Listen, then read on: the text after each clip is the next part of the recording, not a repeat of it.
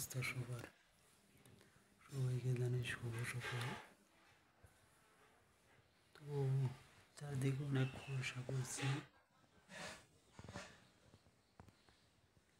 একটু বের হয়ে আসলাম আর কি।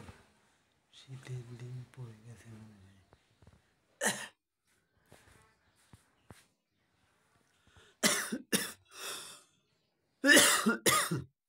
শীতের দিনে একটু সাবধান হয়ে ঘুরবেন, যাতে